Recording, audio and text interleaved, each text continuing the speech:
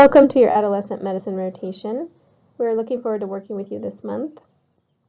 Listed here are all the attendings you will be working with at our various sites. For scheduling concerns or requests or questions about the rotation, please contact Dr. DeAngelis or Dr. Allen. We do have a website with information about the curriculum as well as educational resources, and an online calendar which is to show you which clinic you're assigned to each day. It is typically only updated a day or two in advance. We see patients ages 11 through 24 for primary care as well as focused visits as well as reproductive health care, STI testing, and treatment. We have 3 locations. Our North Oakland site is our main teen clinic. It's open Monday through Friday. And then we have 2 school-based health centers. The East Oakland site is also known as Youth Uprising Castlemont Health Center, or YU. It's open Monday, Wednesday, Friday. And the West Oakland site is Chappelle Hayes McClymonds High School Health Center. That's also known as MAC. It's open Monday, Wednesday, Friday. We see the same patient population at all sites, 11 to 24. And the school-based sites are open to both the school and kids who go to the school as well as community members who live in the area. There are also mental health services for up to age 21 at both school-based sites. For your conference schedule, Tuesday, Thursday mornings, you will have grand rounds and resident case conference respectively at 8 to 9 a.m. And then there are noon conferences from 12 to 1, and that's every weekday. We do have a curriculum that goes over basic information we'd like you to know by the time you're done. It's divided into 4 general topics. The readings that we'd like you to read are available on the iDrive. The curriculum is also available on the Adolescent Medicine website. If you're not sure how to access it, please just ask an attending. If you're interested in a text, the recommended reference book is listed here. There's also a great pocket guide for contraception, which is available at managingcontraception.com. And then these are some websites we use very frequently for most often contraceptive teaching and handouts for patients. We will aim to give you structured feedback midway through the rotation, but we'd encourage you to ask for feedback anytime. Certainly if you're getting towards the end of your rotation and no one has given you feedback, please talk with an attending.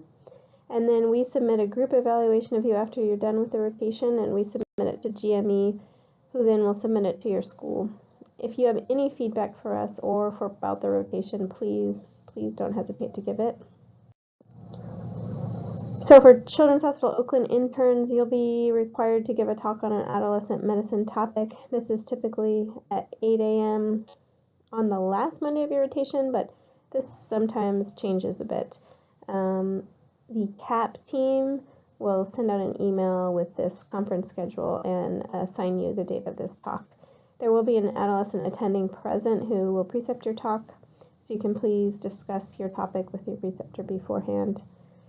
And typically, CHO interns will have evening continuity clinic and also work in ED Annex. You will also most likely be going to the UCSF Pleasanton Eating Disorder Clinic for either a half day or a full day while you're on the rotation. Visiting residents. So before you start, please check in with your program or your chiefs regarding any orientation that you might need, the EPIC training, or badging. This is typically done before you start or sometimes on the very first day of your rotation. And then please let Dr. DeAngelis know about your schedule, any call that you have, any place that you need to be during the month that you're with us. And you should plan to attend all CHO teaching conferences during the rotation. Medical students, GME should be in touch with you about the orientation process and your EPIC training as well. You will be asked to give a 15 to 20 minute presentation on an adolescent topic, and you can talk with Dr. Matthews or DeAngelis about this. And then usually Friday afternoons you will attend the medical student case conferences at the main hospital. Otherwise, you should plan to attend CHO conferences during the rotation as well. So generally speaking, at the clinics, we see patients for 3 types of visits: an initial visit or an annual physical exam, which is a complete H&P, includes a complete physical, including breast and testicular exam and tenor staging. We also see patients as a consult service, so we will do a full H&P and focus on whatever the reason is for consultation. And then we should make sure we send the patient's chart or consult note to the referring provider after we are done. The majority of the visits are follow-up visits, which can be for a myriad of reasons. Probably the most common would be a reproductive health concern.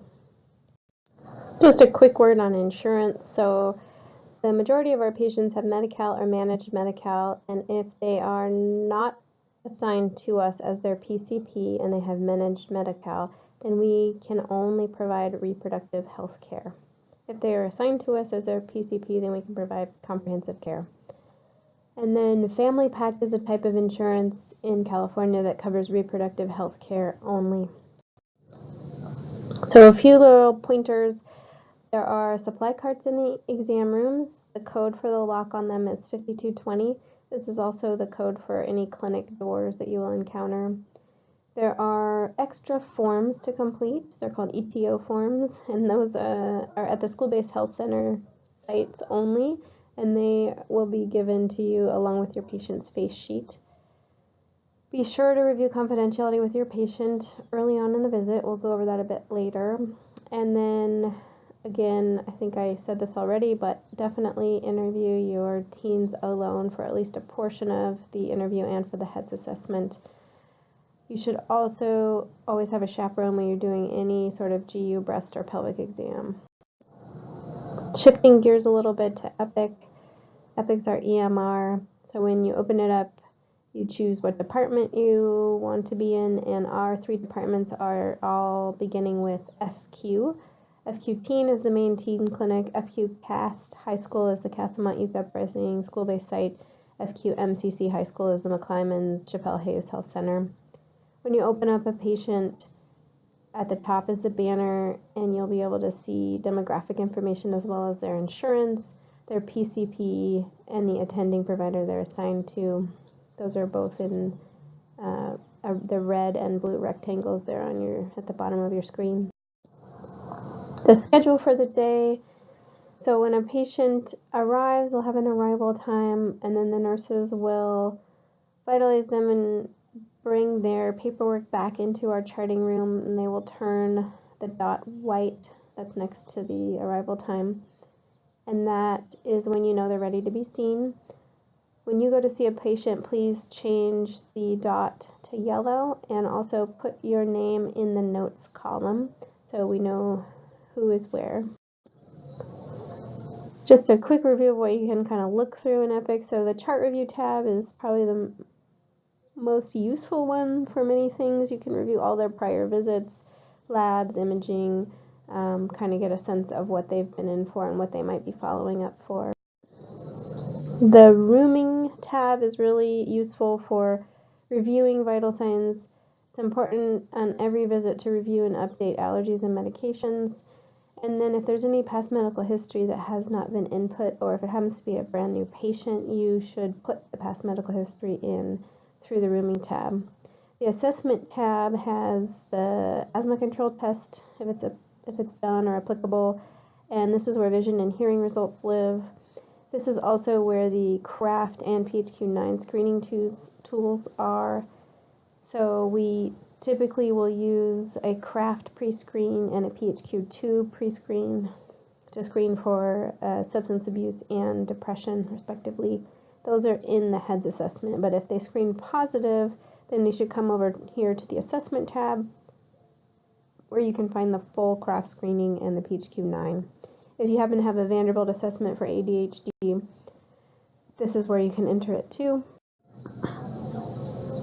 The Notes tab has the default button that you would hit, Create Note in Note Writer up there with a red circle around it, will default to the standard adolescent note, which is very comprehensive, and I would say most of the time we use the attending note template or the follow-up note template.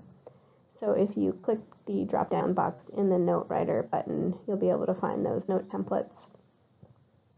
When you open up a note, at the top will be the name, and then right underneath it'll say personal phone contact is blank. So that's important. We'd like you to get a number every time you talk to a patient. These phone numbers change frequently, and this is how we get a hold of them if any of their lab results are positive. In the Plan tab, starting at the top, you can update and edit the problem list. You can enter your visit diagnoses. A lot of times this will be populated through a smart set. If you're going to order any labs, make sure they are normal clinic collect, so not future orders.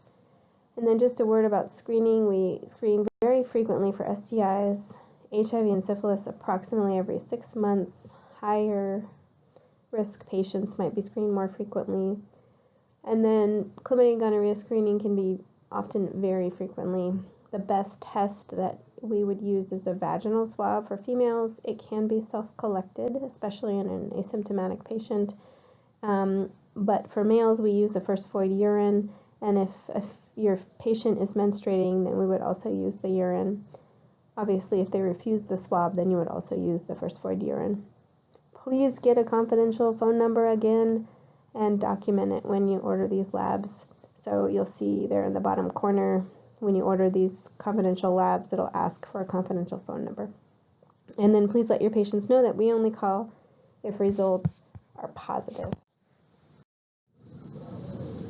Other things to know, so most female patients will already have a pregnancy test done. Most people are asked to provide a urine sample when they walk in the door.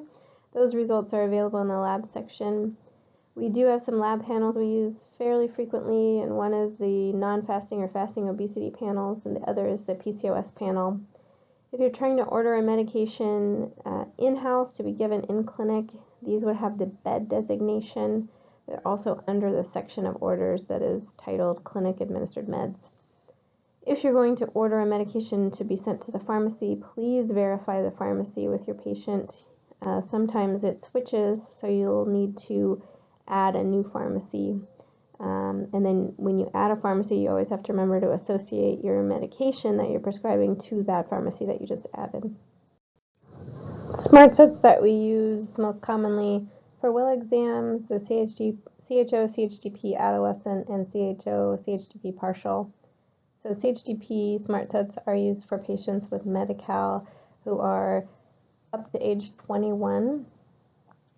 It's a little bit tricky because you can only use vaccines from this order set for patients who are 18 and under. That's the same with the CHDP partial. If they're 18 and older, you need to use vaccines from the CHO Well 19 Plus smart set.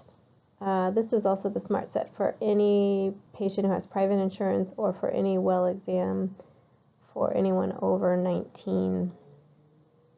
For reproductive health visits, we most commonly use the reproductive health order set. This has all the kind of diagnoses, medications, labs that you might need. The FAMPAC order set is for patients with family pack insurance, and then the FQLARC, the LARC smart set, is for long-acting reversible contraception placement. The wrap-up or AVS section, you can free text any pertinent patient instructions. Please indicate when and why patients should follow up. So in that follow-up tab, put a time frame for return for, and then indicate what for. This is really helpful when we're scheduling patients for follow-up. And then when you're going to print your AVS, you can select EMB versus EMB limited, which is basically sensitive versus not sensitive. So if you're concerned at all about the diagnoses, if they've had an STI, or if you don't want anything that's possibly sensitive printed on the AVS, then choose the sensitive AVS. If you're not sure, usually I ask the patient. And then print the AVS, give it to them, and have them make a follow-up appointment with the nurses or the OA at the front desk. This is just a brief review of confidentiality and what you're required to report. So I know I've said this like 3 times already, but definitely always interview your patient alone when you're doing the HEDS assessment. There are some exceptions to this, but not many. And then review with your patient what you might be mandated to report. So why would you need to break confidentiality? It would be any suicidal ideation or homicidal ideation, any report of abuse. So if it's past abuse that is not still happening, if they've never reported it, we're still mandated to report it. And then certain disparate age consensual sexual encounters. That's what this chart is here in the middle of the screen. You can look at the age of your patient and the age of their partner, and whatever box they intersect in is whether or not you need to mandate. So the M means mandated report. And definitely, if you have questions on this, I would talk with your attending, and I would definitely say we use our clinical judgment in this instance. Heads assessment, just some quick pointers. So this on the right side of your screen is what the heads assessment looks like in the attending note template, and you can see that there is the CRAFT substance abuse pre-screen and the depression PHQ-2 pre-screen embedded here in the heads assessment. There's also some 2 gender consideration and sexual orientation questions embedded here. Those are all dropped down. And then if those are positive, the CRAFT or the PHQ-2 is where you would go back to the assessment tab to do the full CRAFT or PHQ-9. If you want to see a more extensive heads visit, there is one in the standard visit note. I'll show you that in a minute. And then the only other thing I would say is just be mindful of re-traumatization of your patients. So a lot of times we already know about past abuse. Things have already been reported. We already know about exploitation, and it is not often very helpful to kind of make them hash it out again every time they come to the doctor. So just be mindful of that. If you have any questions about things that you're reading in the chart and whether you should talk about them with your patient, please just talk to one of your attendings. And then this is the more extensive heads. So this assessment is in the standard visit note. You can see that there's quite a lot of questions. I think this is a good teaching tool, so it's great to kind of take a peek at this maybe before you start so you have an idea of all the questions you could possibly ask. But again, I don't know that asking every single one of these questions for every patient is useful. And then last thing is just a review of California minor consent laws. So for contraception, pregnancy testing, STI diagnosis and treatment, as well as abortion, minor consent alone is sufficient, and parental notification is not allowed without the minor's permission. And for rape and sexual assault, so minor consent is sufficient for treatment at any age. Rape over age 12, you are obliged to report to authorities, and you cannot report to the parents or guardian without adolescent consent. And if they are under age 12, you should report to the authorities and attempt to contact the guardian unless you are concerned that they are involved in the assault. So that's it. Thank you for your attention, and please feel free to ask anyone any questions that have come up. Thank you.